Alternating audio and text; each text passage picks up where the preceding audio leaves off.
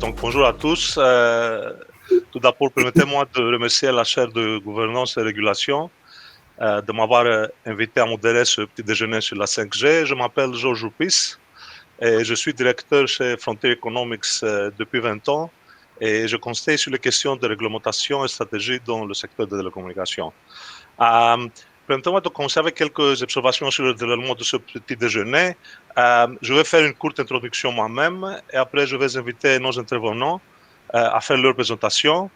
Et je voudrais vous demander si vous avez des questions, de les poser par écrit dans la boîte questions qui se trouve sur le haut et à droite de vos écrans et pas dans la boîte chat. Et la partie questions-réponses suivra les trois présentations de nos intervenants. Donc, comme je mentionnais, je suis actif dans le secteur de la communication depuis plus de 20 ans et j'ai notamment conseillé Vodafone dans leur évaluation du spectre 3G au Royaume-Uni en 2000. Et Vodafone a fini par payer environ 7 milliards d'euros pour sa licence 3G. Et je pense que ceci, c'est encore un prix record payé pour du spectre mobile en Europe. La 3G était la première technologie à promettre des vitesses de haut débit sur mobile et les attentes concernant la volonté des consommateurs de payer pour les services fournis, ainsi que la vitesse d'adoption de la 3G était très importante, très forte. Cependant, l'arrivée des appareils 3G fut retardée et puis la demande s'est avérée en fait être plus faible que prévu. Et donc, l'industrie mobile a déjà une expérience assez mitigée vis-à-vis l'apparition de nouvelles technologies mobiles. Il y a de la spéculation sur la valeur supplémentaire que la technologie peut offrir, mais il y a aussi beaucoup d'incertitudes. Et je pense que c'est juste de dire que ceci est aussi le cas avec la technologie 5G. Il y a plusieurs études qui chiffrent à plusieurs milliards d'euros ou de dollars, ça dépend, les revenus que peut potentiellement générer la 5G. Et aussi, il souligne la contribution que 5G peut faire, une contribution significative à la croissance économique. En même temps, le déploiement nécessite des investissements importants et je pense que ça, c'est sous une très grande incertitude. Et les raisons pour cette incertitude incluent, premièrement, ce qui concerne les consommateurs. Il y a une incertitude vis-à-vis leur intérêt pour les grandes vitesses et la consommation de plus de données sur leur mobile, en particulier sur leur volonté de payer un premium pour ces services. Et cela dépend aussi de leur appétit pour des services qu'on appelle over the top et qui sont offerts par d'autres acteurs, comme Netflix, YouTube, etc. La 5G supporte aussi ce qu'on appelle the digitization en anglais, numérisation d'une multitude d'industries, en améliorant leur mode opératoire, mais probablement encore plus important pour les opérateurs mobiles, en facilitant la prestation de nouveaux services novateurs, tels que les véhicules autonomes, les intelligent cities ou les maisons intelligentes, la télésanté, etc. Donc, cela signifie que la demande et la valeur de la connectivité sont incertaines car elles dépendent de la demande pour les services qui sont encore en développement dans d'autres industries. Finalement, ce que je voudrais dire, c'est que les technologies mobiles, en général, ont une vie plus courte que les technologies fixes. On estime, nous, qu'une nouvelle génération, vous comprenez que avant le 5G, il y avait le 4G, 3G, 2G, etc. La nouvelle génération apparaît environ tous les 8 ans. Et je pense que la crise sanitaire, le Covid-19, a rendu les prévisions encore plus difficiles parce qu'il y a bien sûr un impact négatif à court terme à cause de la crise économique et aussi la diminution des voyages et revenus internationaux pour les opérateurs mobiles, mais aussi peut-être il y a un avantage si certaines tendances de télétravail qu'on a vues pendant le confinement persistent après le confinement. Donc, je voudrais aussi faire un petit commentaire sur l'état de développement de 5G. Et on est encore à un stage très tôt pour faire je pense, des conclusions.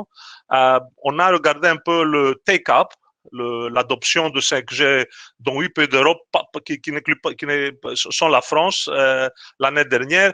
Et on avait vu que le take-up, c'était environ moins de 1% de consommateurs. Donc, c'est encore un peu tôt. Une question qui est assez importante, peut-être c'est une question qu'on va revenir pour la France aussi, et que les économistes ont discuté et discutent encore, c'est si la structure de marché, le niveau de concurrence peut faciliter ou non l'adoption de l'investissement et l'adoption de 5G.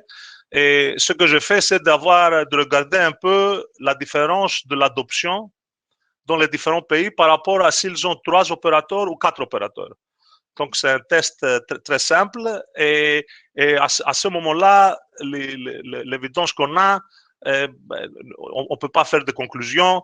Et les 2 pays où il y a l'adoption est la plus haute, c'est la Finlande et l'Irlande l'année dernière. Et ça, c'est des pays avec 3 opérateurs, mais aussi l'adoption assez grande dans le Royaume-Uni qui a 4 opérateurs. Donc, ceci conclut mes remarques d'introduction et j'aimerais maintenant présenter un excellent panel d'intervenants qui est en train de traiter les enjeux à la transition vers la technologie 5G et ils vont aborder le sujet sous des différents angles. Premièrement, M. Pierre-Jean Bengozi, qui est directeur de recherche à CNRS et président de la mission d'évaluation du plan France très haut débit. Il va essayer de répondre à la question pourquoi la 5G et quels seront les enjeux pour le déploiement, la valorisation, la concurrence, etc. Après, Mme Katz, qui est chef d'unité régulation des marchés mobiles de l'ARCEP, qui va discuter l'approche et les enjeux réglementaires du point de vue de l'ARCEP. Et troisièmement, M. Philippe Béguin, directeur des affaires réglementaires à Orange, pour présenter l'expérience de l'industrie et qu'est-ce qu'à son avis sont les facteurs essentiels de réussite pour le 5G. Nous envisageons que chaque intervenant présente son point de vue pendant 10-5 minutes et après, comme je dis au commencement, on va avoir du temps pour les questions et les réponses. Pourrais-je donc demander à M. Bengozi de démarrer la discussion en nous donnant sa perspective sur le rôle de la 5G. Merci. Oui, bonjour. Merci de l'invitation. C'est un plaisir de retrouver d'ailleurs, y compris plusieurs personnes avec qui on a eu l'occasion de travailler, soit dans la salle, soit autour de la table. Donc, bonjour à tous. Effectivement, c'est une question qui est, vous avez bien posé hein, les termes du débat et la difficulté qu'on a à lire le débat public et encore ce matin dans les Échos montre qu'il y a une ambiguïté entre une technologie qui correspond à bien des égards à une rupture majeure, on pourrait y revenir, mais qui reste essentiellement importante en tant que révolution industrielle, en tant que soutien des cas d'usage de filières industrielles, mais qui est traité finalement toujours sur le modèle du je sais bien mais quand même, je sais bien que les usages sont surtout industriels, mais quand même je continue à en parler comme si c'était une technologie grand public, avec les débats dont vous avez fait l'écho sur est-ce qu'il y aura un premium de prix sur les abonnements, qu'est-ce que ça apporte aux consommateurs, etc. Et on voit bien que dans beaucoup de cas, l'utilisation pour le grand public, elle va arriver surtout, notamment dans un premier temps, comme facteur de densification et d'intensification des réseaux 4G, des réseaux déjà existants, plus que comme un plus de services et de consommation. Je pense que l'arrivée de la 5G, elle répond à une demande croissante d'applications, d'échanges et de données, d'amélioration de la qualité du service, notamment en mobilité, avec une importance croissante de la mobilité, et donc de pouvoir répondre à des besoins spécifiques de certaines filières, que ce soit la santé, l'énergie, les collectivités locales, les médias, l'agriculture, on pourrait allonger la liste. Et en termes de fonctionnalité, peut-être rappeler quelques basiques, hein, mais les règles le fera peut-être ensuite. Les basiques, c'est quoi? C'est d'abord de la multiconnexion et de l'émission avec des antennes qu'on appelle MIMO qui permettent la connectivité massive de très nombreux objets. Pensez par exemple à des conteneurs dans une zone aéroportuaire. C'est aussi la possibilité d'avoir des communications critiques à faible latence, notamment pour les véhicules autonomes connectés. C'est une capacité d'utilisation dynamique du réseau, ce qu'on appelle le network slicing, qui permet finalement d'adapter à la fois la taille et puis les différentes parties du réseau aux différentes applications qui s'en servent. Et c'est la possibilité de développer localement des débits importants grâce aux fréquences millimétriques, donc une nouvelle gamme de fréquences qui vient être mobilisée dans la 5G, donc notamment ce qui va permettre des vidéos personnalisées dans les événements sportifs, dans les enceintes sportives par exemple. Et puis c'est aussi l'amélioration de la performance énergétique et de la couverture grâce à des agrégations de porteuses, et une flexibilité grâce à la virtualisation du réseau qui permet de changer, en tout cas de manière plus dynamique, l'infrastructure. Je ne vais pas revenir sur les détails, mais ça me semble important de situer de quoi on parle véritablement quand on parle de 5G. Donc on voit bien que c'est une articulation entre des questions d'architecture, des applications et des différences entre ce qui relève des zones ouvertes, nationales, avec une couverture globale, à concevoir comme on concevait la couverture dans les vagues précédentes 2G, 3G, 4G, et puis des problèmes qui vont ou des opportunités qui vont s'ouvrir sur des couvertures locales dans des établissements ou dans des zones définies spécifiquement et pour lesquelles les bandes millimétriques vont pouvoir apporter un plus tout à fait significatif. Alors, on voit bien qu'une fois qu'on a dit ça, en termes économiques, la question qui se pose, c'est quel est le modèle finalement de la 5G et notamment quel est le modèle de la 5G pour ces cas d'usage verticaux. Et en fait, pour moi, un des aspects importants, c'est de penser que le découplage local, couverture locale et nationale se fera de façon différente et amène à penser la 5G de manière différente, soit comme une émulation de la 4G, quelque chose qui va venir en plus, soit comme le prolongement de réseaux privés locaux, ce qu'on appelle les PMR, soit comme une partie intégrante de l'offre des opérateurs sur les marchés entreprises. Et on voit bien tout le débat qu'il y a eu, notamment en Allemagne, sur l'attribution des fréquences. Est-ce que les fréquences doivent être attribuées aux opérateurs nationaux ou à d'autres acteurs? Alors, sur les fréquences moyennes ou basses, comme la 3,5 GHz, c'est pas un très gros souci parce qu'elle a vocation à avoir des couvertures nationales. Sur les bandes millimétriques, la question est beaucoup plus compliquée et incertaine quant au type de réponse et quant au type de modalité d'attribution.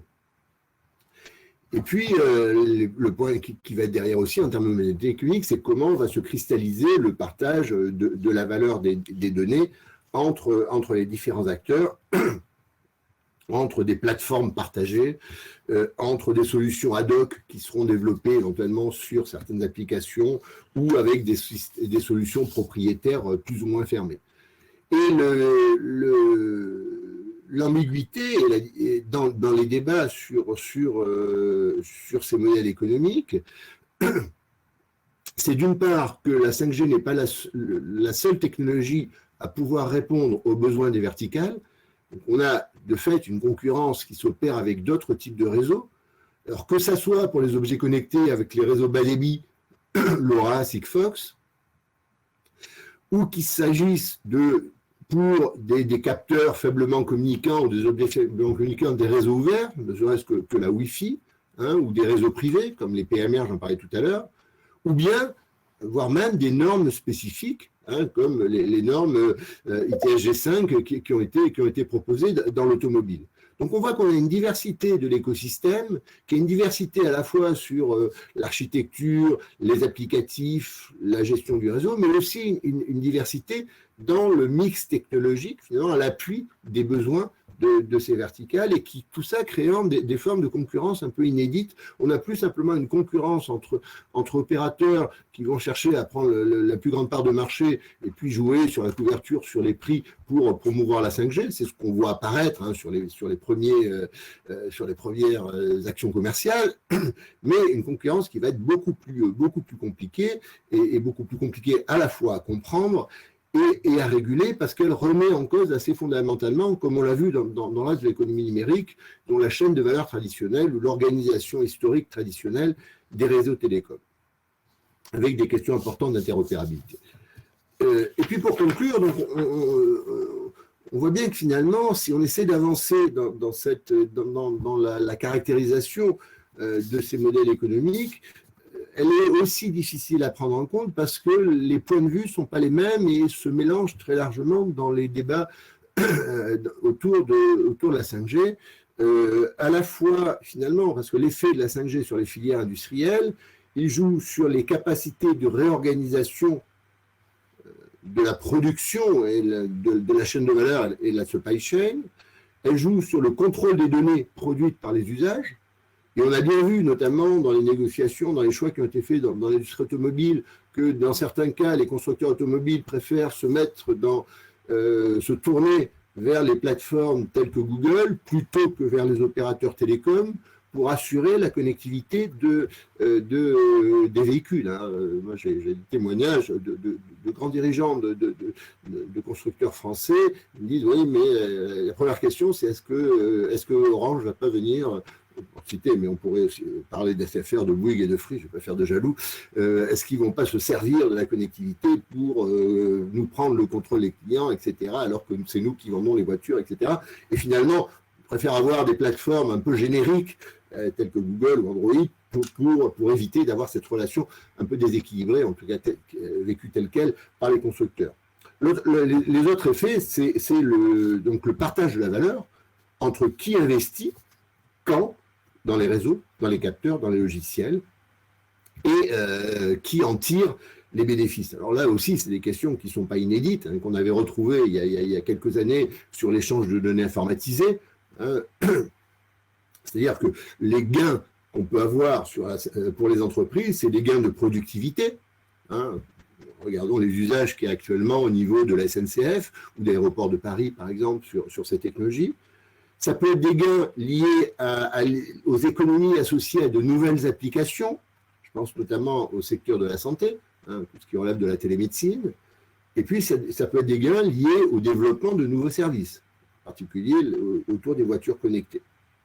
Mais l'appropriation de ces gains, elle peut s'opérer soit au niveau de l'entreprise utilisatrice, soit au niveau de l'ensemble de la filière, soit éventuellement au niveau d'écosystèmes locaux, et que finalement, ce qui est difficile à établir, à arbitrer, c'est comment justement se répartissent les investissements. Les investissements, ils vont relever à la fois, et ce sont ceux dont on parle le plus volontiers, des investissements, d'une part des investissements des équipementiers dans les matériels, hein, les Ericsson, Nokia, Huawei, c'est les investissements des opérateurs, hein, dont on parle parce que c'est eux qui supportent les coûts des achats de fréquences, de la construction des sites, du déploiement des infrastructures, pour mettre la technologie à la disposition des utilisateurs potentiels, mais il y a aussi des coûts à supporter par les entreprises utilisatrices. Alors, quand il s'agit d'une couverture globale, pour reprendre ma métaphore mon image de tout à l'heure, les coûts des entreprises utilisatrices sont plus faibles. C'est essentiellement des coûts cachés d'appropriation, de numérisation des process, de développement des services, etc. Ce n'est pas du tout négligeable, mais ça a des coûts d'organisation managériale. Mais sur des déploiements qui sont d'ordre privé, l'usine 4.0, la mobilisation de bandes millimétriques, etc., on va avoir des filières qui vont devoir, des filières ou des acteurs qui vont devoir investir également dans la construction et dans la maintenance de leur propre infrastructure. Donc, c'est plus simplement les opérateurs nationaux qui vont être amenés à investir, mais ça va être aussi des acteurs locaux, donc ils vont à la fois devoir investir dans une infrastructure locale et dans les coûts d'appropriation, de développement des applicatifs, d'où forcément des coûts qui peuvent correspondre à un mur d'investissement et sans doute aussi la nécessité de penser une forme de mutualisation locale pour accompagner justement ces stratégies. Et pour avoir cette forme de mutualisation locale que j'évoque, et ce sera mon dernier terme, on a sans doute besoin d'une forme d'élaboration de normes de facto qui puissent permettre de favoriser des initiatives de partage ou de mutualisation des investissements. Et de fait, on voit bien l'importance de ce point de vue-là que peuvent avoir les consortiums ou les grands projets tels que les Jeux Olympiques ou les projets développés à l'échelle de ville intelligente ou de smart city. Voilà, donc je termine un peu sur ce point, puis on aura, je pense, l'occasion d'y revenir au fil de la discussion. Merci beaucoup, M. Bengozi, très intéressant. Est-ce que je pourrais demander à Mme Katz maintenant de nous donner la vue du côté régulateur? Oui, bien sûr. Bonjour à tous. Donc, je suis Lénaïque Katz. Je travaille à l'ARCEP, à la direction mobile et innovation, et je pilote l'équipe en charge de la régulation des marchés mobiles. Et j'ai notamment eu l'occasion de travailler sur l'attribution des fréquences 3,5 GHz pour la 5G, sur laquelle je reviendrai. Alors, comme Pierre-Jean Bengozi l'a dit, la 5G, c'est pas une génération mobile comme les autres, ce n'est pas de la 4G+++, c'est en fait une promesse de service, une promesse technologique qui est multifacette, donc à la fois de l'ultra haut débit, mais aussi des performances techniques sur les objets connectés, une meilleure latence. C'est aussi une technologie qui va se développer en 2 temps. La 5G que l'on connaît aujourd'hui, c'est la première étape de la 5G. En France, c'est une 5G qui est encore assise sur la 4G et qui sert des intérêts grand public. Mais la 5G, la véritable 5G, comme Pierre-Jean Bengozi l'a exprimé, qui va servir les usages entreprises, c'est plutôt dans 2-3 ans. Et c'est aussi une technologie complexe parce qu'elle va s'appuyer sur plusieurs bandes de fréquences. Donc, il y a la bande cœur 3,5 GHz, qui est celle qui a été attribuée en fin d'année dernière, mais également les bandes millimétriques dont Pierre-Jean Bengozi a parlé.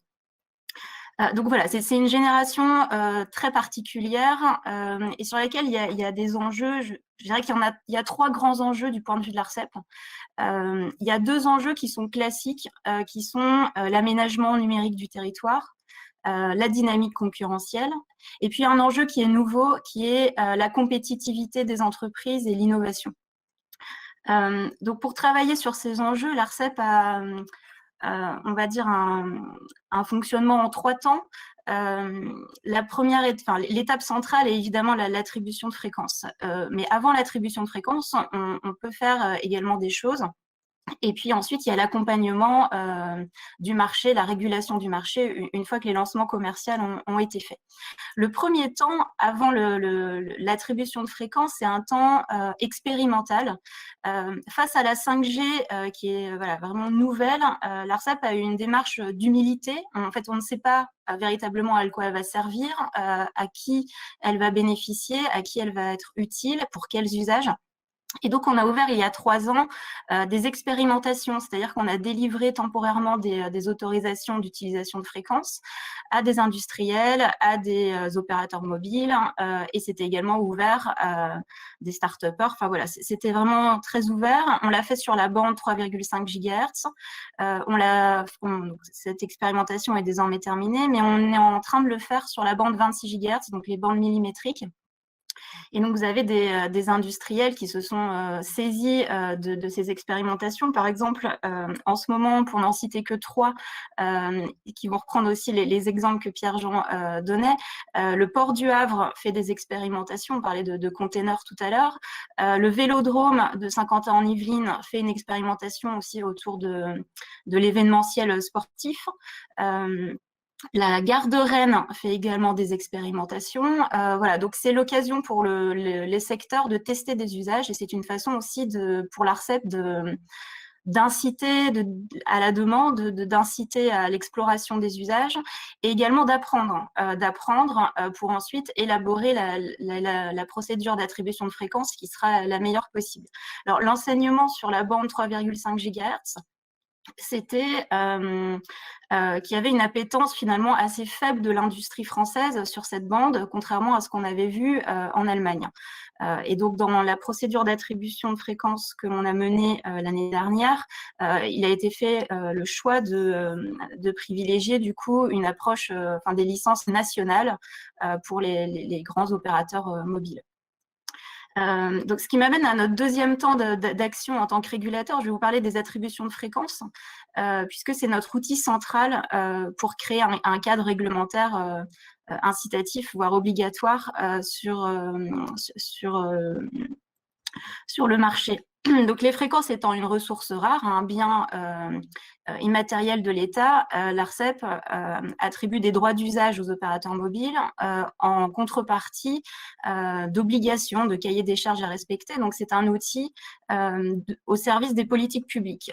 Alors, s'agissant de la bande 3,5 GHz qui a été attribuée l'année dernière, le gouvernement qui fixe les grandes orientations, les grands objectifs à suivre, a fixé 3 objectifs qui correspondent en fait aux enjeux que je vous ai cités tout à l'heure. Le premier objectif, c'était l'aménagement du territoire.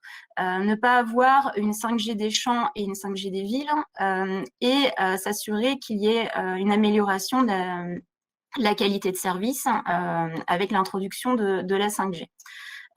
Pour répondre à cet objectif, l'ARCEP a prévu, du coup, dans le cahier des charges de ces fréquences, un certain nombre d'obligations, évidemment des déploiements effectifs des fréquences qui étaient allouées, avec un mécanisme qui contraint les opérateurs à déployer ces fréquences en partie dans des zones rurales ou sur des territoires d'industrie, de façon à ce que le déploiement ne soit pas fait en entier dans les villes, mais commence aussi dans les zones moins denses.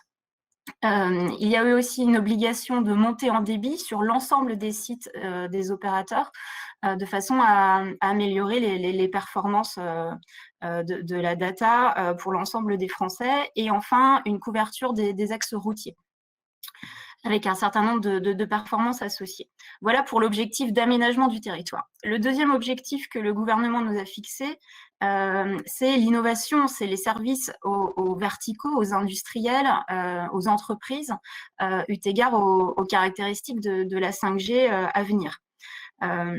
Donc, dans le cahier des charges associé à l'attribution de ces fréquences, l'ARCEP a imposé aux opérateurs de se doter d'un cœur de réseau 5G, autrement dit de se doter des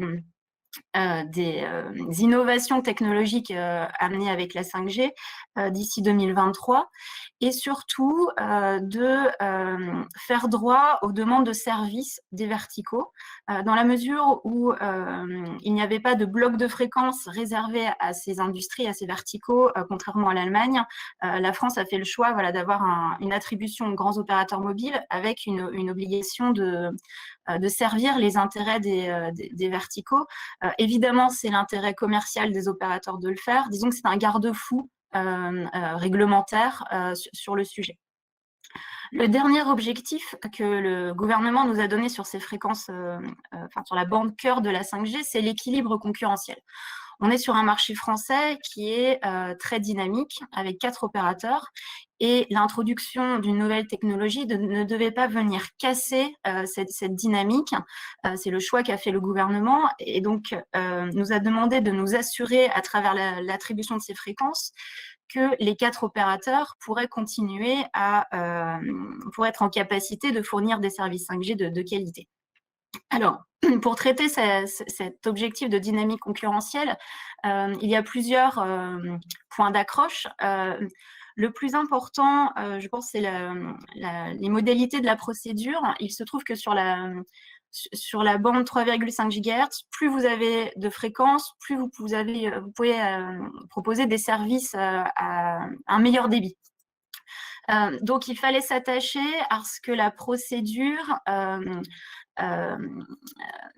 incite à avoir des portefeuilles de fréquences à la fin qui soient pas trop éloignés entre les 4 opérateurs. Donc, l'ARCEP a fait une procédure un peu exotique, une procédure mixte.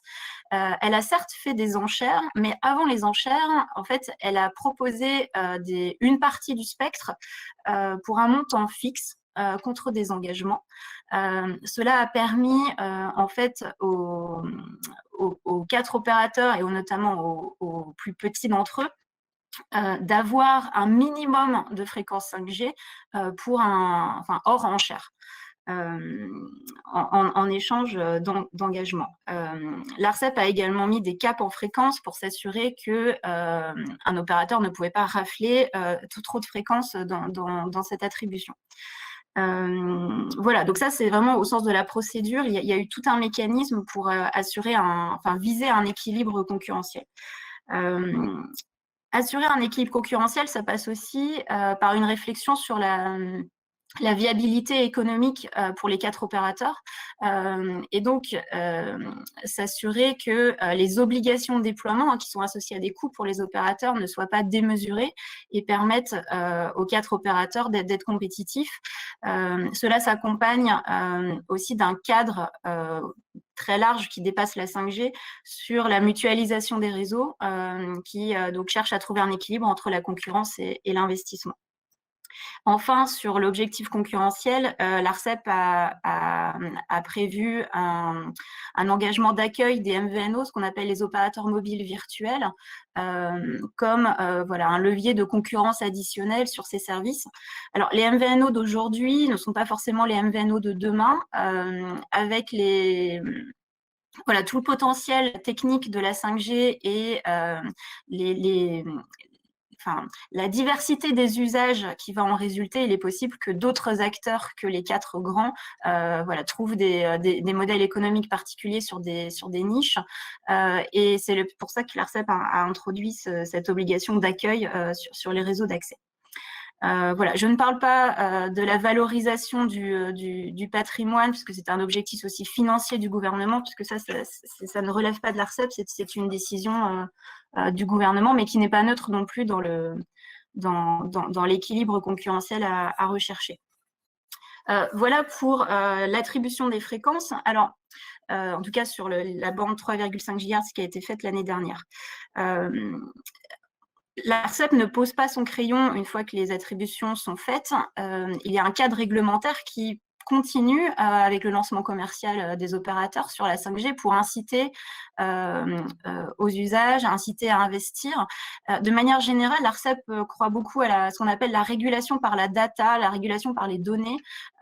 Donc, mettre à la disposition du public un certain nombre d'informations sur les réseaux opérateurs de façon à inciter les opérateurs à se différencier, à investir, donc créer une dynamique vertueuse.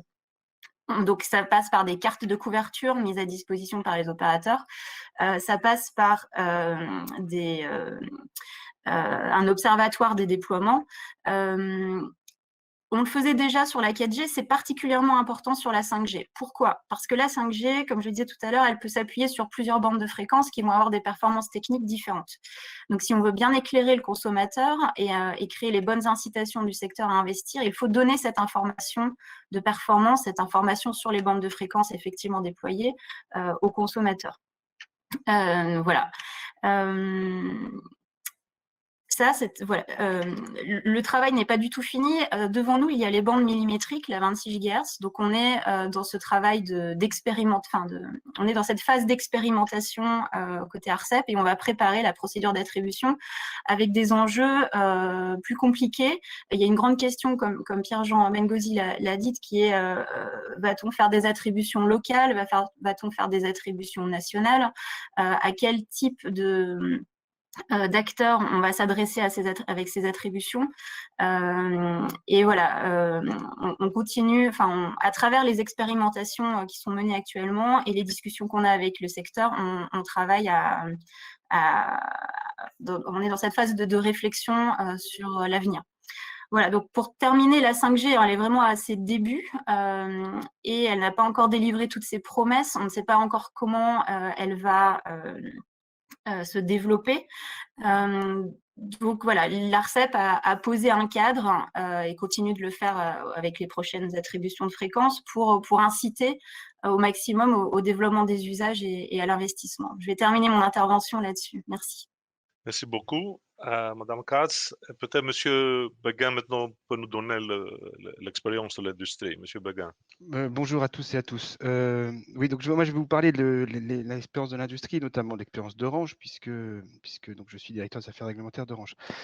Donc vu d'Orange, la 5G c'est vraiment une rupture technologique, ça a été dit, hein, c'est une formidable innovation qui va permettre une augmentation forte des débits, qui va permettre aussi et surtout de répondre à un certain nombre de besoins nouveaux qu'on ne pouvait pas adresser avec la 4G ou les technologies d'avant. Donc, en premier lieu, c'est le premier usage, c'est la montée en débit. Il se trouve que les usages augmentent de plus en plus et que les réseaux 4G actuels vont arriver à une saturation dans certaines zones, dans certains territoires d'ici 18 mois, 1 an, 2 ans, et qu'on va avoir besoin, on aura besoin de nouvelles fréquences pour suivre la montée en débit. La 5G va permettre, j'y reviendrai, de manière efficace de suivre cette montée en débit. Donc ça, c'est la promesse, on va dire, très court terme d'augmentation des débits. Ensuite, il y a des promesses qui vont arriver, l'ENEC l'a dit, plutôt dans un second temps, qui vont permettre des usages en rupture, puisque lorsqu'on aura un cœur de réseau 5G, on va pouvoir avoir des latences, c'est-à-dire des délais de transmission de paquets vraiment très faibles. Et donc, du coup, ça va ouvrir le champ à beaucoup de nouveaux usages, notamment pour l'industrie, de pilotage à distance, automatisation, etc. etc. Et puis la dernière promesse de la 5G, c'est qu'on va pouvoir connecter un nombre quasiment infini d'objets. Et donc là, ça ouvre la promesse de tout ce qui est les objets connectés.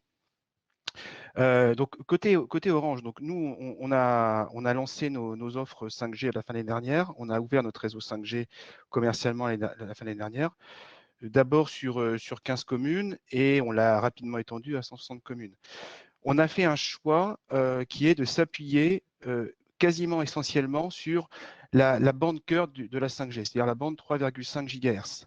Comme l'a dit l'ENEG, il y a plusieurs bandes de fréquences possibles, mais vraiment celle qui permet de délivrer à court terme, hein, tout ce qui permet de développer, de délivrer l'expérience client 5G, c'est la bande 3,5. Donc on a fait le choix de s'appuyer sur cette bande-là. D'autres de nos concurrents n'ont pas forcément fait ce choix-là, d'où l'importance des travaux de l'ARCEP de bien rendre transparent pour que on puisse ne pas confondre les différents types de 5G. Voilà. On continue bien entendu, la 5G va mettre un certain temps à se déployer, on y reviendrait, il faut déployer des nouvelles antennes. Donc on continue bien entendu à investir dans le réseau 4G, on n'arrête pas, on a atteint à la fin de l'année dernière le 100% de nos antennes en propre déployées en 4G, hein, qui faisait partie de nos obligations. Voilà. Donc ensuite, quels sont les facteurs de succès pour vue d'Orange? Donc la première chose, c'est de disposer du spectre. Pour pouvoir ouvrir la 5G, il faut évidemment avoir des bandes de fréquences. Donc ça, c'était tout l'enjeu de l'attribution qui a eu lieu l'an dernier. Il y avait sur cette bande cœur de la 5G, qui est la bande 3,5, il y avait 310 MHz à attribuer. Et côté Orange, on a obtenu 90 MHz. Donc on est satisfait de l'atterrissage. On a, comme on a une part de marché un peu supérieure aux autres opérateurs, on a par nature besoin de plus de fréquences pour pouvoir délivrer l'expérience client à nos clients, parce que plus on a de clients, plus on a besoin de fréquences pour acheminer leur trafic.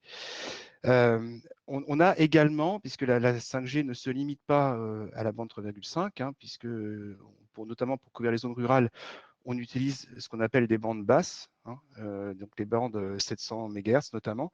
Donc on avait obtenu aussi des bandes de fréquence 700 MHz dans une procédure d'enchère qui avait été faite en avance de phase en 2015. Donc on a les bandes de fréquence nécessaires pour acheminer le trafic de nos clients. Le deuxième facteur clé de succès pour nous, c'est on va dire, conserver notre leadership réseau. Côté Orange, on souhaite avoir un premium d'expérience client, un premium qualité. Ça fait l'ARCEP réalise une enquête annuelle de qualité de service des opérateurs mobiles. C'est pour la 10e année de suite, Orange est classé le meilleur opérateur. Et notre ambition est de conserver ce leadership, y compris dans la 5G. Donc, comment on pense y arriver? Donc, premièrement, on avait besoin des fréquences, ça, je l'ai dit. Deuxièmement, on a préparé très en amont la 5G, puisque côté Orange, on a participé dès le début à toute la phase de normalisation de la 5G. On a été un acteur fort de cette phase de normalisation. On a également travaillé avec les industriels pour que le développement de la 5G corresponde à nos attentes. On a aussi, comme l'a dit l'ENEG, pris part de manière assez active à toutes les expérimentations qui ont eu lieu depuis 2018, puisqu'on a ouvert un certain nombre de villes pilotes en s'appuyant sur différents types d'équipementiers. On avait fait le choix d'ouvrir plusieurs villes avec plusieurs équipementiers dans l'objectif à la fois de tester les équipements et aussi d'apprendre sur la façon de designer le réseau et d'apprendre aussi sur la façon de l'exploiter opérationnellement. Troisième facteur clé de succès, pour délivrer de la 5G, il va falloir qu'on déploie de nouvelles antennes. Alors, peut-être juste à court terme, on n'a pas besoin de déployer de nouveaux pylônes, c'est-à-dire qu'on va réutiliser les pylônes existants, mais on a besoin d'aller déployer de nouvelles antennes sur les pylônes existants. On ne peut pas utiliser les antennes existantes, puisque la 5G, pour la 5G, on utilise une nouvelle type d'antenne, ce qu'on appelle des antennes actives. Habituellement, des antennes, c'est passif. Hein, c'est comme on reçoit des antennes pour la radio, c'est des outils passifs. Là, sur la 5G, les antennes sont intelligentes et actives. Donc, il va falloir les déployer, mais on les déploie sur les pylônes existants. Hein. On réutilise nos pylônes existants, au moins à court terme. Donc, il faut que tous les freins potentiels qui peuvent exister au déploiement de ces nouvelles antennes soient levés. C'est un point important. S'il n'y a pas d'antenne, il n'y aura pas de 5G. Donc, j'en viens au dernier point, qui est la dimension environnementale, parce que on voit bien tout le débat qui peut y avoir sur cette dimension environnementale. Nous, côté Orange, on le prend en compte parce qu'on ne souhaite pas passer en force. Hein. Donc, on a beaucoup de discussions pour rassurer et lever les craintes environnementales. Le premier point, qui est quand même le point important, c'est que par design, la technologie 5G a été faite pour être pour intégrer cette dimension environnementale. C'est-à-dire qu'à débit équivalent, la 5G consomme beaucoup moins d'énergie que si on le délivrait avec d'autres technologies. Alors après, effectivement, comme on délivre plus de débit, après, on peut être amené à consommer plus du fait qu'on délivre plus de débit. Mais à débit équivalent, il est plus efficace d'aller utiliser la 5G que de faire la même chose en 4G. Et pourquoi c'est plus efficace? C'est notamment parce qu'on a ces antennes intelligentes. Ces antennes intelligentes, en fait, elles focalisent le signal sur le terminal qui a besoin de recevoir. Donc, très schématiquement, sur les autres technologies, on arrose partout, alors que sur la 5G, on va juste émettre là où il y a un terminal qui a besoin de recevoir. Donc, du coup, on consomme beaucoup moins d'énergie et aussi, on est beaucoup moins exposé aux ondes avec de la 5G qu'avec de la 4G, encore une fois, à débit équivalent. C'est vraiment le point important. On a aussi intégré côté Orange un programme de reconditionnement de terminaux parce que, évidemment, pour faire de la 5G, il faut changer de terminaux. Et donc, il y a tout cet accompagnement sur le fait que si les clients sont amenés à changer de terminaux, on va récupérer les terminaux existants, c'est ce qu'on appelle le programme RE chez nous. Hein. On va récupérer les terminaux existants et les reconditionner et les redistribuer. Et puis le dernier point, c'est que on fait tout ça en transparence, c'est-à-dire qu'on communique sur tous ces éléments-là, on n'élude pas les questions, de manière à rassurer au maximum possible les clients et puis tous les collectivités locales qui peuvent avoir des craintes autour de ces sujets environnementaux. Voilà, donc en conclusion, pour nous, on voit la 5G comme une formidable rupture technologique qui est encore devant nous, puisqu'on n'en est qu'au début. La vraie rupture va arriver avec le cœur 5G et tous les usages qui vont avec. Et côté Orange, on y a pris toute notre part, comme je dis, depuis le début de la normalisation de la techno, et on va y prendre toute notre part dans le déploiement et dans la commercialisation. Voilà, je vous remercie. Merci à tous. Et donc, maintenant, on peut commencer notre question et notre réponse. J'ai vu qu'il y a déjà des questions qui sont un peu répondues, mais je pense que ça va être utile de les reprendre pour que toute l'audience peut entendre vos réponses. Mais si je peux commencer, M. Beguin, avec vous, avec une question sur ce que j'ai appelé dans mon introduction le premium pour le 5G. Parce que M. Bengozi nous a dit qu'il y a les applications industrielles où c'est très intéressant et nouveau, et puis il y a les applications pour les consommateurs, pour le grand marché. Et est-ce que vous pensez que le 5G va pouvoir être vendu à un premium finalement? Et est-ce qu'il y a une application, ce qu'on appelle en anglais un killer application, comme le SMS, qui peut-être va permettre de faire ça. Et la deuxième partie de la question, c'est si ça, c'est pas possible, c'est quoi l'impact sur l'investissement pour le futur? Alors, moi, je distinguerais le grand public et l'entreprise. Sur le grand public, bien entendu, il serait rationnel et raisonnable que on ait un premium lié à la 5G. C'est-à-dire, il n'y a à peu près aucune industrie, aucun service où on a des services bien meilleurs qu'avec l'ancienne génération et qu'on vend au même tarif. Donc, bien entendu, c'est ce qu'on pense être souhaitable. Ensuite, comme ça a été dit, on est dans un monde de concurrence. Donc, on ajustera bien entendu notre stratégie par rapport aux stratégies qui pourront exister. Et donc, c'est compliqué de répondre dans l'absolu à cette question.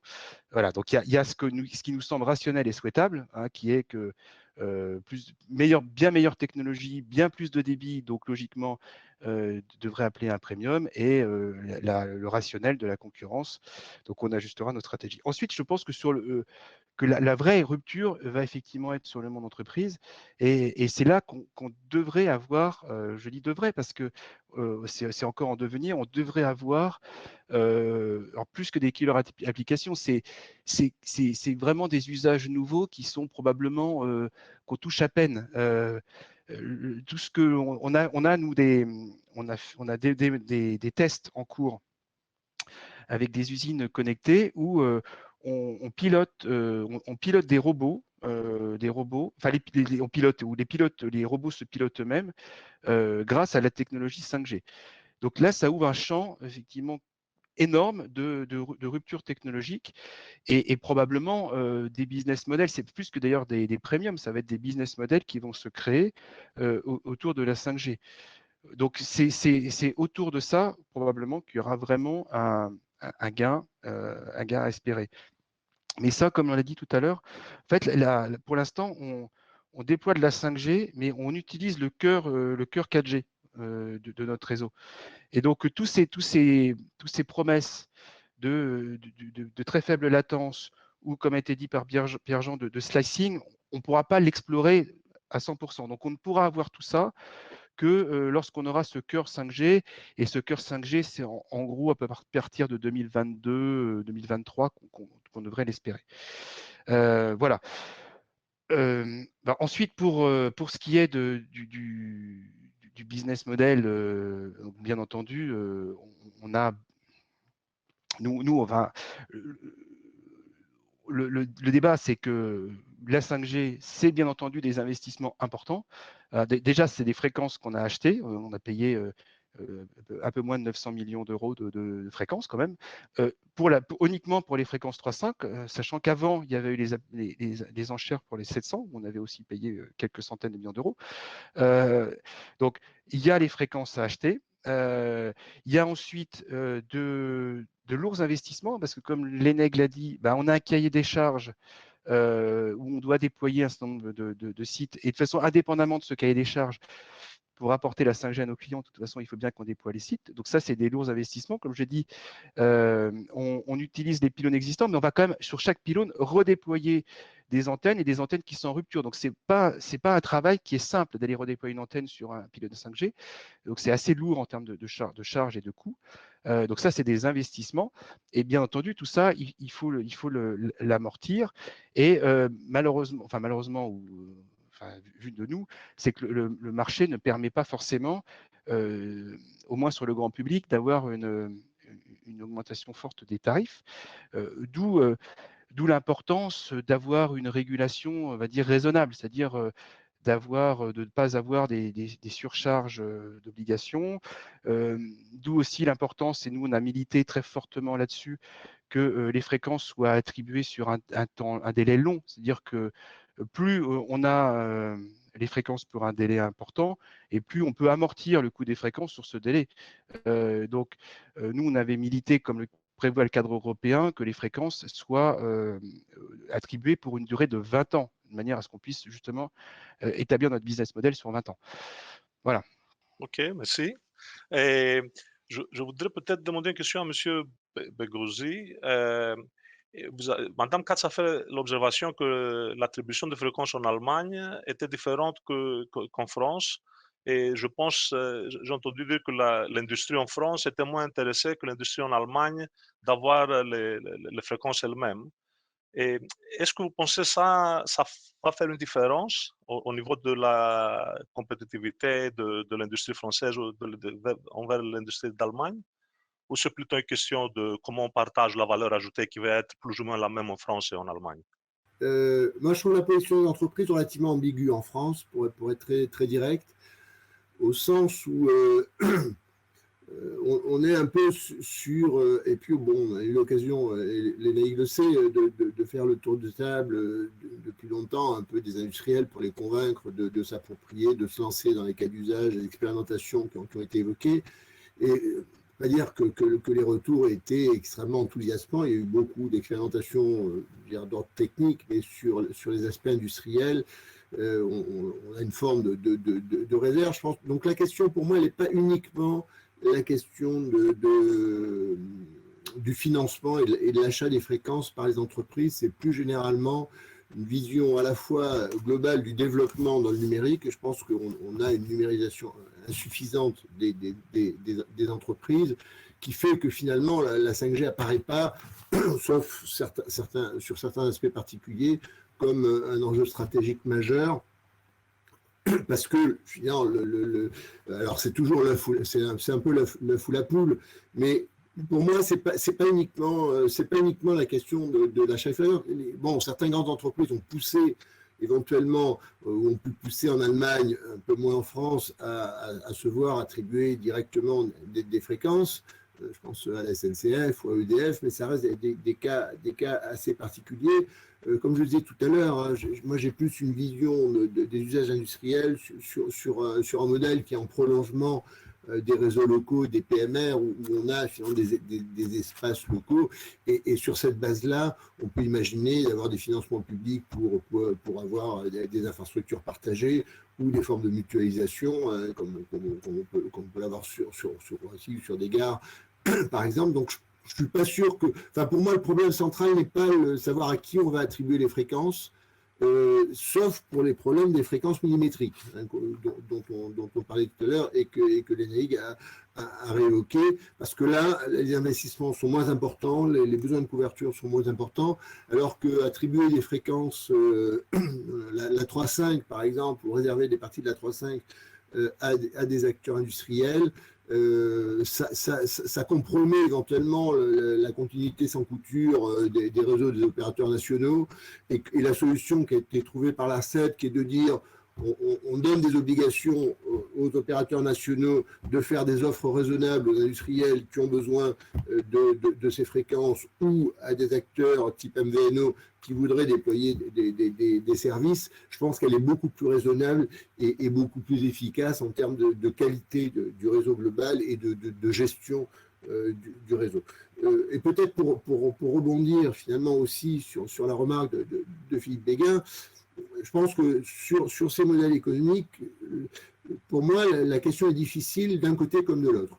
Quand je suis entré à l'ARCEP, c'était en 2013, c'était le début de la 4G. Donc j'ai eu les opérateurs qui passaient dans le bureau pour expliquer pourquoi il fallait avoir un premium, etc. J'ai l'impression de revivre exactement la même situation sur la partie grand public. En disant, on va se servir la 5G pour avoir un premium de prix sur les abonnements, etc. Et puis, un des opérateurs qui fait des offres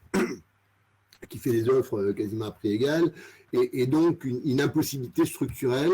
Et je pense, pour moi, j'ai l'impression qu'on risque d'aller malheureusement vers cette situation-là, une impossibilité sur les usages grand public, mais parce qu'il n'y a pas de killer application, vous l'avez marqué, parce qu'on n'a pas les terminaux, parce qu'on n'a pas un système massif, etc.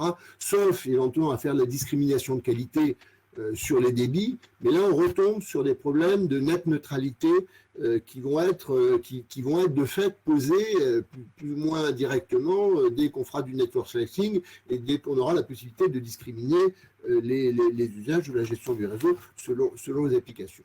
Alors, donc il y a cette difficulté du modèle économique côté grand public qui a la même difficulté côté industriel sur ce que j'évoquais rapidement tout à l'heure, sur le partage de la valeur. Alors, parce que les offres globales, est-ce qu'elles vont être proposées par les opérateurs dans des offres du marché entreprise qui vont être réintégrées avec des qualités, des débits, des latences garanties, etc. Ou est-ce qu'elles vont être éventuellement proposées par des nouveaux intermédiaires ou des opérateurs de proximité? Il y a déjà des offres qui apparaissent comme ça en s'appuyant sur la virtualisation des réseaux et qui, sur des bases locales, pourraient proposer avec une technologie 5G en tant que protocole de communication, etc., des offres qui soient découplées des offres des opérateurs nationaux. Donc pour moi, la messe n'est pas dite et la vision de ce que sera cette monétisation, on voit bien où peut se créer la valeur, mais pour moi, le partage de cette création de valeur entre les différents acteurs, les industriels, utilisateurs au bout du compte, et puis les opérateurs de l'autre côté, n'est pas encore très clairement défini ni définissable. Je vous remercie. Avant de passer dans les questions qu'on a, et une peut-être dernière question pour Madame Katz, en reprenant le point que Monsieur Béguin a fait. Et une des politiques qu'on voit dans d'autres pays au niveau d'aider l'investissement dans le 5G, c'est l'idée de cette mutualisation des réseaux. Et on a vu des propos, même aux États-Unis, en Nouvelle-Zélande, d'avoir un réseau monopole pour le 5G dans quelques régions. Est-ce que ça, vous pensez, c'est une question qui va se poser au futur pour le déploiement de 5G ou pas en France? Alors, la question de la mutualisation des réseaux s'est déjà posée sur les technologies précédentes et il y a des accords déjà existants en France sur la 4G. Je ne crois pas que la 5G ait une spécificité en la matière et l'ARCEP a posé un cadre sur la mutualisation des réseaux qui est à la fois incitatif parce que voilà, la mutualisation des réseaux a des atouts très importants en termes d'économie, de synergie pour les opérateurs et du coup contribue au maintien d'un marché dynamique à 4 opérateurs. Pour autant, la mutualisation extrême des réseaux sur l'ensemble du territoire aurait des conséquences néfastes sur les incitations à l'investissement et à la différenciation. Donc l'ARCEP a posé un cadre général en 2016, donc il y a 5 ans maintenant, qui est toujours valable sur la 5G. Donc, les opérateurs ont toute la liberté commerciale de signer des accords de partage qui sont ensuite évalués par l'ARCEP selon la doctrine. Donc, l'ARCEP reste ouverte, comme elle l'a dit sur le passé, à de la mutualisation de réseaux, notamment dans les zones rurales. La 5G a peut-être une spécificité dans les zones denses puisque demain, avec le déploiement de petites cellules, pourrait se poser de nouvelles questions de mutualisation face à de la rareté d'emplacement, des emplacements stratégiques, mais ça pose pas mal de sujets techniques sur la capacité à réellement mutualiser ces petites cellules. Donc, c'est des sujets sur lesquels on travaille. Ok, je vous remercie. Donc, en passant dans les questions qui se sont posées par l'audience, je pense qu'il y a assez grand intérêt sur l'impact environnemental et sur l'environnement.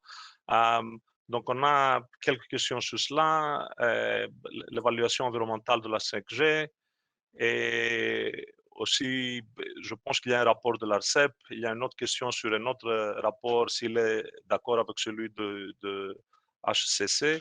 Je me demande peut-être, M. Bengozi, si vous avez des observations sur cela. Et je ne sais pas si M. Béguin, qui a déjà fait des remarques sur l'impact, il veut ajouter quelque chose. Oui, je pense que j'ai moins d'informations que l'ENAIG, parce que les travaux de l'ARCEP, l'ARCEP a fait un travail important, intéressant, d'ailleurs en avance de phase, hein, à un moment donné, après, les premières réflexions ont été lancées sur le sujet très tôt, et je pense que le travail de synthèse qui rejoint d'ailleurs les travaux de l'ANSES sur le sujet. Enfin, il y a plusieurs sujets hein, sur cet impact. Il y a les impacts sanitaires, et de ce point de vue-là, les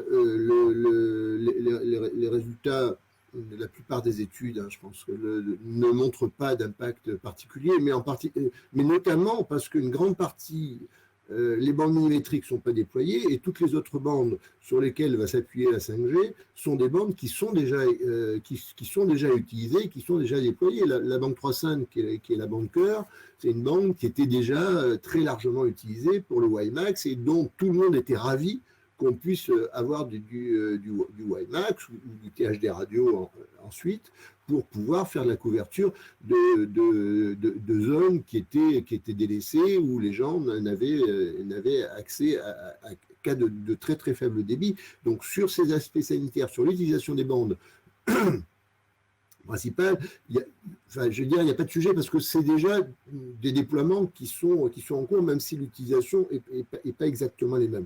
Il y a d'autres questions qui se posent, mais je ne suis pas forcément spécialiste sur les antennes, sur les antennes massives MIMO qui orientent les faisceaux. Mais là, je pense, là aussi, de ce que j'ai lu, j'ai pas vu d'effets manifestes qui soient faits. Et pour moi, les effets, ils sont plus importants sur ce qu'émettent les terminaux, le téléphone qu'on porte à son oreille, plus que par les antennes. Alors, à côté de ça, il y a une autre question qui est le bilan énergétique global, à la fois de la 5G et du numérique en général. Les deux sont un peu liés, hein, puisque sur une question sur l'augmentation de la consommation de services, c'est une augmentation qui ne vise pas simplement la 5G en tant que telle, qui vise les services de télécommunication en général. Et il faut rappeler que déjà sur la 4G, on est dans une situation où on a un doublement du volume de data quasiment tous les ans. Et une des raisons principales pour l'accélération du calendrier 5G, ça a été justement de pouvoir permettre au réseau actuel, le réseau 4G, d'assurer dès 2022 le pic de congestion qui était attendu avec cette croissance exponentielle des usages. Mais cette croissance des usages, elle est en partie portée par les réseaux fixes. Hein, je l'ai mis dans une des réponses, hein, il y a une forme de convergence. On ne peut pas penser les réseaux mobiles indépendamment du développement des réseaux fixes et du déploiement de la fibre. Pardon. Donc c'est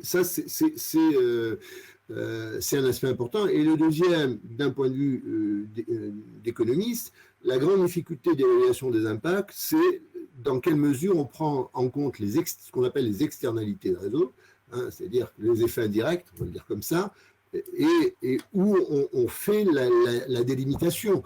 Le déploiement de la 5G, est-ce qu'on réintègre le fait qu'en télétravail ou en mobilité, on va se déplacer moins?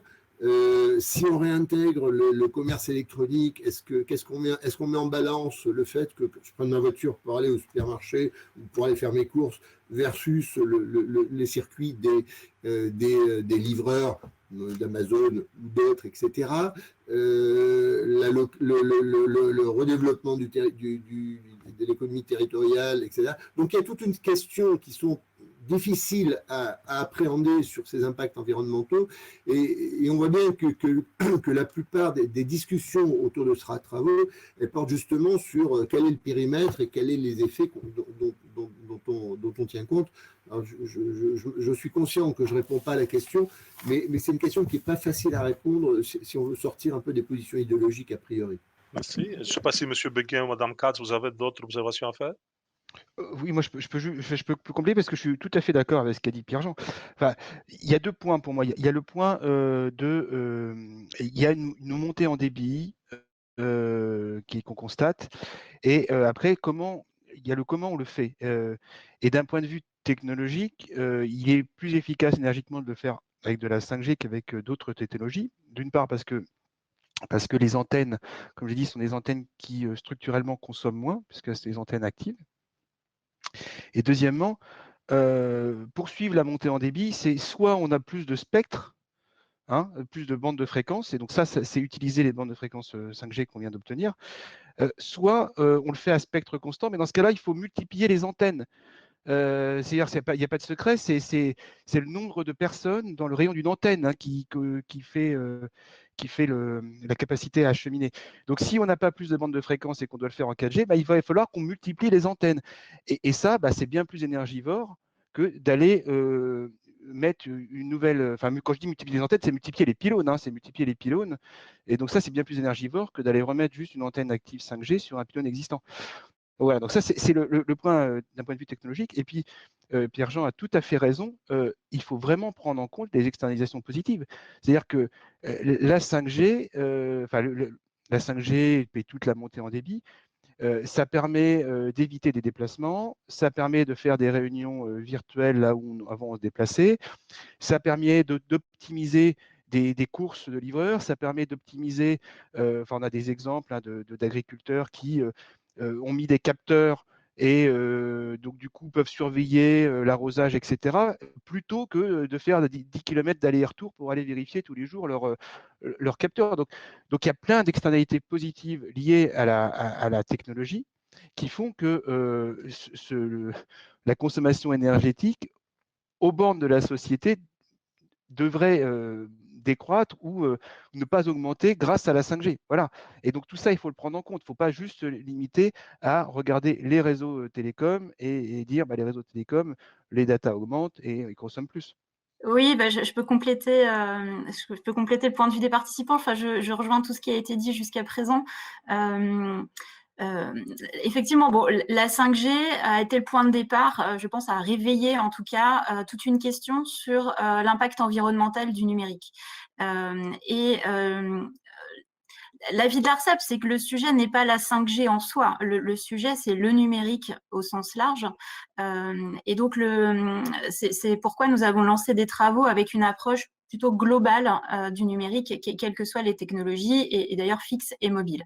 Donc, c'est le rapport que Pierre-Jean a mis, je crois, dans les questions, qui a été rendu au mois de décembre, qui n'est pas un rapport sur l'impact environnemental de la 5G, mais un rapport sur toutes les questions que soulève du coup cette thématique, et avec des pistes de travail, parce que c'est quand même un sujet de longue haleine pour faire baisser, enfin comprendre déjà où sont les sources d'impact environnemental et comment agir dessus. Je vois que dans les questions, il y a le rapport du HCC qui a été cité. Alors c'est un rapport commandé par le Sénat que nous, ARCEP, trouvons très intéressant. Alors il est centré sur la 5G. Donc on est en train on regarde les hypothèses. Quand on regarde les hypothèses sous-jacentes, on comprend en fait que l'essentiel des impacts n'est pas drivé par la 5G en tant que 5G, mais en fait par les usages qu'elle drive, qu'elle amène, et notamment le sujet de l'impact des terminaux associés à tout la sphère IoT qui va se développer. Donc voilà, c'est un rapport qui finalement nous conforte dans l'approche qui est que ça ne doit pas être une approche par technologie, mais une approche globale du numérique par les usages et un travail sans doute à faire aussi sur les usages. Le gouvernement s'est saisi du sujet aussi. Il y a une feuille de route qui a été publiée, je crois, la semaine dernière ou il y a 15 jours, qui donne aussi des axes de travail qui d'ailleurs avaient déjà été engagés. L'ARCEP travaille avec l'ADEME sur l'évaluation de l'impact environnemental du numérique au sens large. Il y a une étude qui est en cours sur le sujet. Donc voilà, l'approche de l'ARCEP est plutôt large et pas spécifique à la 5G, même si la 5G a été l'élément déclencheur, je pense, de ce débat. Merci. Est-ce que je peux, M. Pengozi, une question sur le sujet de télétravail et qui est un peu lié avec l'impact environnemental. Est-ce que vous pensez que la crise sanitaire, elle va accélérer la tendance vers le télétravail? Est-ce qu'Orange pense qu'il va y avoir une accélération? Et aussi, il y a une question qu'on a eue sur le fixe versus le mobile. Est-ce que l'augmentation du télétravail aura un impact sur la demande mobile ou non? Sur l'augmentation du télétravail, je pense que Philippe Béguin aura sans doute des données qui ont été collectées par la Fédération des télécoms. Bon, c'est plus une question sociologique, j'allais dire, que des télécoms. On voit effectivement, ne serait-ce que dans l'environnement académique, l'enseignement supérieur, etc., que les choses seront plus jamais comme avant, au sens où, et aussi en milieu industriel, hein, sur des réunions courtes, des trade-offs qui se passent entre finalement, est-ce que ça vaut le coup d'aller faire, moi j'habite à 60 km de Paris, est-ce que ça vaut le coup de venir faire 60 km avec un train, la voiture, etc., pour simplement une réunion d'1 heure, alors que finalement, pour certaines choses, on peut le faire à distance. Donc je pense que ces aspects-là, même si elles ne traduisent pas un télétravail systématique, elles vont laisser des traces dans les nouveaux... Dans des nouveaux modes d'organisation, et notamment aussi parce que je pense que l'épisode qu'on a connu a amené les entreprises et les organisations à développer des équipements, y compris des collectivités locales d'ailleurs, des équipements de télétravail, de travail à distance, etc., qui rendent possible des modes de fonctionnement, j'allais dire, hybrides. Donc ça, c'est le premier point. Le deuxième point, je pense qu'il faut, mais un peu comme Lénaïque l'a dit sur les impacts environnementaux, on est aujourd'hui dans une situation, et depuis quelques années, de convergence de plus en plus forte entre le fixe et le mobile. Je trouve que de ce point de vue-là, la France a la chance d'avoir des opérateurs nationaux qui sont des opérateurs intégrés fixe-mobile, qui proposent les deux. Pourquoi? Parce que le déploiement, les efforts importants qui ont été faits et qui sont faits sur le déploiement de la fibre pour avoir du 100% très haut débit sur tout le territoire, s'appuie aussi, s'articule très très directement avec les réseaux mobiles. La plupart du temps, et c'est pour ça que la question des terminaux est importante, la plupart du temps, quand les gens pensent appeler sur leur mobile, ils s'appuient sur des réseaux fixes, soit parce qu'une partie du réseau de collecte est liée au réseau fixe, soit parce qu'ils téléphonent sur leur mobile, mais sur leur téléphone, sur leur smartphone, ou ils consultent Internet sur leur smartphone dans leur maison via la box qui, elle, est raccordée par du fixe. Donc il y a une forme de continuité sans couture qui est d'ailleurs accélérée, y compris par les offres et l'ergonomie des services et des plateformes. Hein. Vous êtes abonné sur Netflix, sur Amazon ou d'autres, vous pouvez commencer un film sur votre télévision connectée, la voir ensuite sur votre portable, ensuite sur votre smartphone, reprendre exactement au même endroit, etc. Et finalement, la nature du réseau qui est derrière est pas indépendante. Donc je pense qu'un peu comme pour les enjeux environnementaux, il faut vraiment aborder cette question du numérique comme de façon un peu globale, sans forcément reprendre une séparation fixe-mobile, en tout cas conceptuelle, qui est héritée du passé, hein, qui historiquement avait ses explications, mais qui aujourd'hui tend à s'effacer. Il y a eu, il y a 4-5 ans, une des grandes conférences annuelles de l'ARCEP dont le titre était la double convergence, hein, qui était en gros la convergence des tuyaux et des contenus, hein, celle dont on a parlé le plus souvent, mais aussi la convergence du fixe et du mobile. Merci. Monsieur Béguin, je ne sais pas si vous avez des observations. Oui, peut-être 2 observations. Je pense que sur le premier point, je rejoins sur le fait que le télétravail, c'est quand même une question plus sociétale que technologique. Moi, je peux juste témoigner que, d'un point de vue d'une entreprise comme Orange, heu, on a l'impression qu'on a effectivement fait un bond, dans notre capacité à télétravailler, heu, notamment à mener des discussions, des réunions, de manière beaucoup plus fluide, avec un usage de la vidéo bien plus développé que ce qu'on pouvait faire avant. On a aussi réussi à faire des choses qu'on pensait pas possibles ou très difficiles, ou qu'on n'avait pas imaginé pouvoir faire, à distance. Par exemple, la supervision de l'exploitation de réseau, qui est quand même, qui nécessitait ou qui nécessite d'un environnement avec des multi-écrans, etc., bah, c'est des choses qu'au premier confinement, enfin, on a réussi à faire du jour au lendemain, basculer quasiment à 100% en exploitation à distance. Donc après, moi, je ne sais pas dire comment tout ça va atterrir, parce qu'effectivement, après, c'est plus une question sociétale, il y a une discussion notamment avec les organisations représentatives pour voir quelle place dans le télétravail on donne une fois qu'on sera sorti de la crise. Voilà. Donc, mais ce qui est sûr, c'est qu'on a appris, on a vu qu'on pouvait faire beaucoup plus de choses que ce qu'on pensait pouvoir faire avant qu'on rentre dans la crise. Ensuite, moi, juste sur la question fixe mobile, je pense que la question, elle est effectivement très intéressante.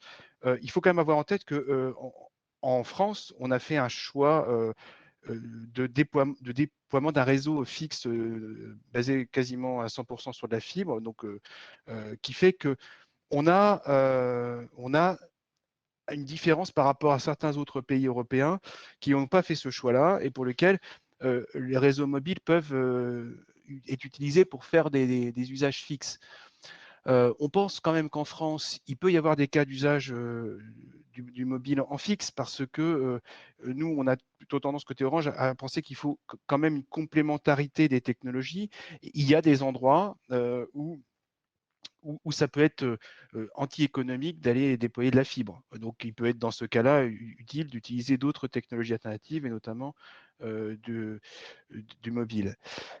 Par contre, là où on a du fixe, je rejoins Pierre-Jean, enfin, même si on pense faire du mobile, dans bien des cas, on fait du fixe et il faut quand même aussi, c'était aussi les messages qu'on a passés au moment du premier confinement, à inciter les gens, une fois qu'ils sont chez eux, à davantage utiliser le fixe que le mobile.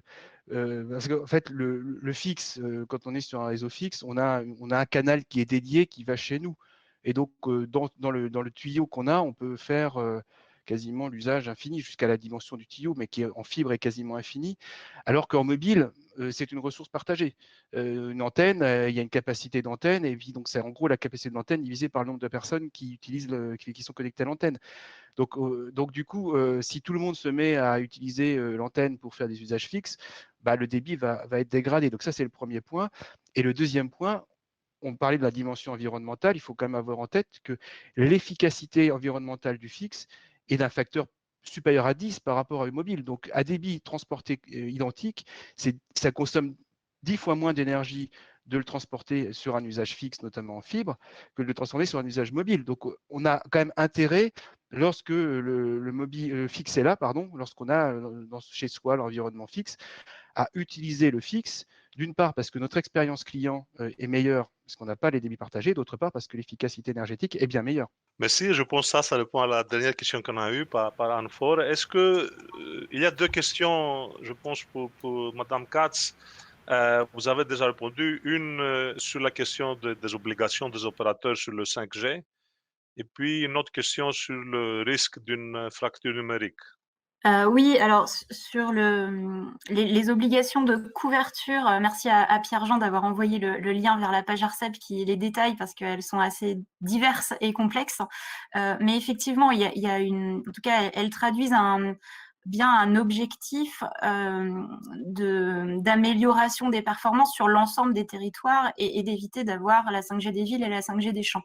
Donc il y a un certain nombre d'obligations sur l'utilisation effective des fréquences 3,5 GHz sur des territoires qui ne soient pas que les zones denses dont je parlais tout à l'heure, avec du coup un ratio à respecter dans les déploiements. Il y a des obligations sur la couverture des axes routiers. Il y a des obligations de montée en débit sur l'ensemble des sites. Donc ça va apporter des promesses de débit en zone rurale jusqu'à 240 mégabits seconde, ce qui est une amélioration significative par rapport à aujourd'hui, qui va contraindre les opérateurs à déployer en fait des bandes basses et des bandes hautes sur tous leurs sites. Donc voilà, il y a à travers ces obligations diverses et variées un réel objectif d'aménagement du territoire et donc de couverture. Voilà. Après, sur l'accessibilité de la 5G en prix, bon, c'est une grande question.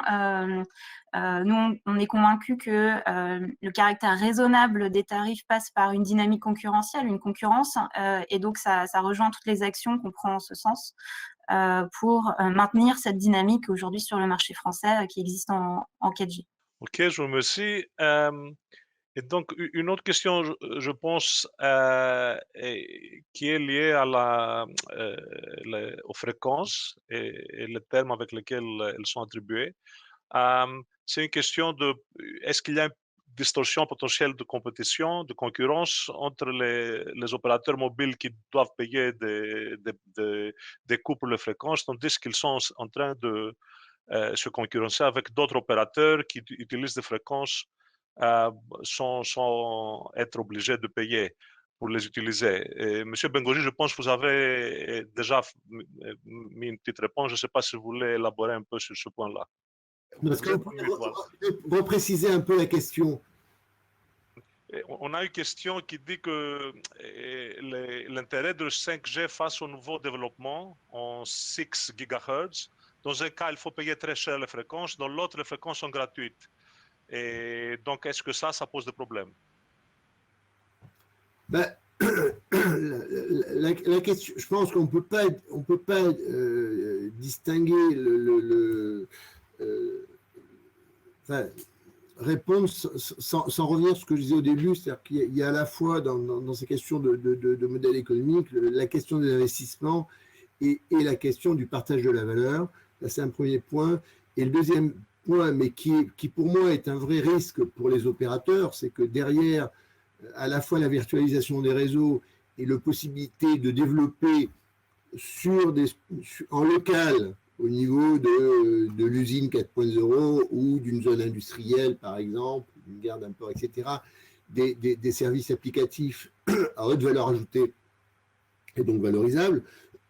La question, c'est que ces solutions locales, elles peuvent aussi, et on a déjà des acteurs qui font des propositions, etc., se concevoir ou se développer sur la base à la fois du protocole 5G, mais sans forcément recourir aux services et aux fréquences des opérateurs nationaux. Donc je pense qu'il y a déjà une complexité qui est liée à l'ouverture que donne la 5G sur une forme, si ce n'est d'ubérisation, de disruption ou de nouvelle intermédiation des réseaux qui pour moi est plus importante finalement que est-ce qu'on est sur des fréquences gratuites ou payantes ou quel type de fréquence. Donc c'est plutôt sous cet angle-là que en tout cas moi que je soulèverai le point de vigilance. Je ne sais pas si M. Béguin ou Madame Katz, vous avez des observations sur ce point-là. Non, moi je n'ai pas. Merci. Et donc, je pense qu'on arrive à la fin des questions de l'audience et de moi-même.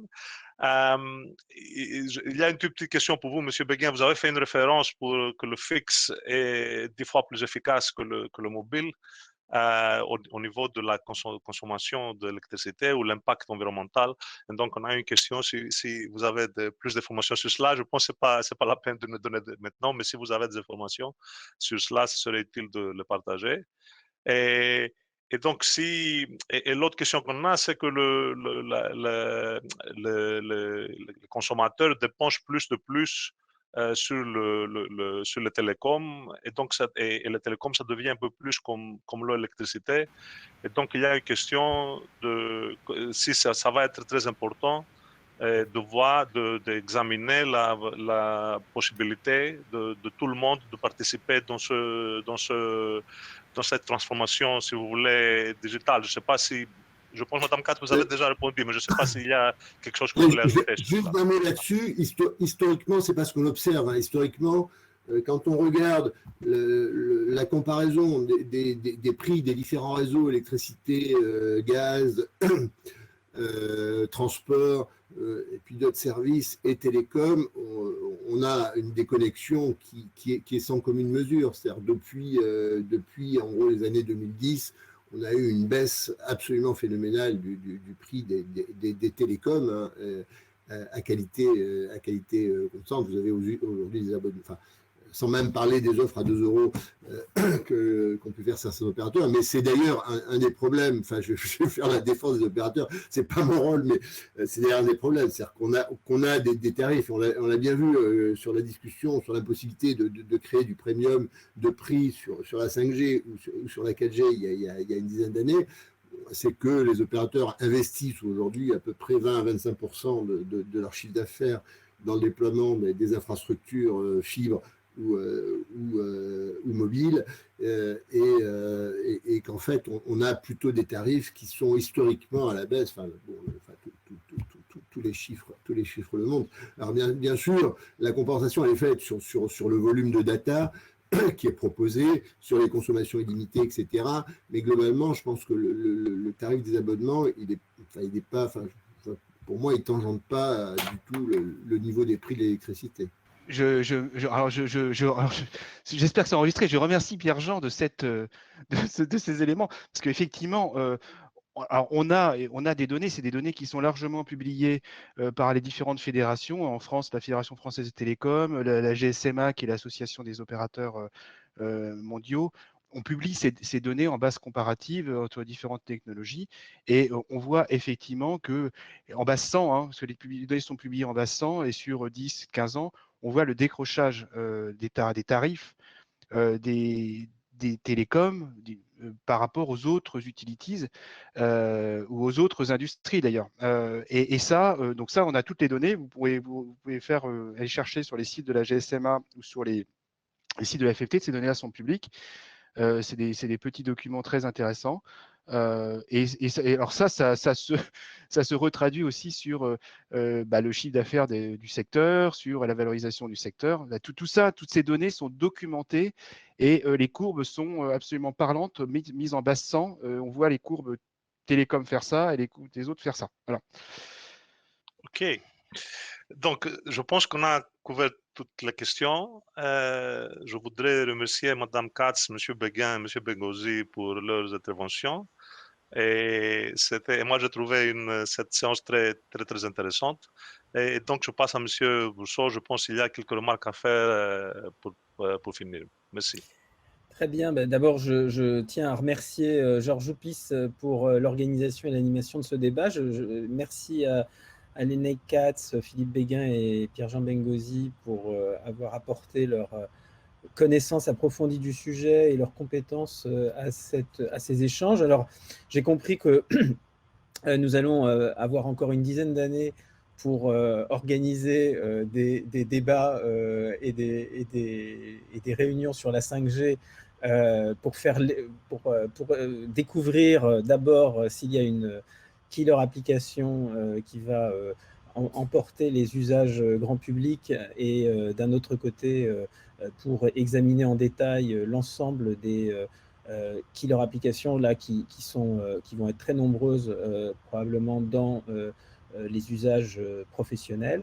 En attendant, les prochains rendez-vous de ces petits déjeuners de la chaire seront à nouveau organisés autour de thématiques finalement qui ont été évoquées ce matin, mais d'une manière un peu différente. Donc d'abord, on va essayer au prochain petit déjeuner de la chaire qui aura lieu le 3 juin au matin, on traitera d'une autre innovation majeure, innovation de rupture, qui est l'hydrogène. Donc On parlera non plus de réseau de télécom, mais évidemment de réseau énergétique, et aussi un peu de transport. Et donc, on parlera d'hydrogène le 3 juin.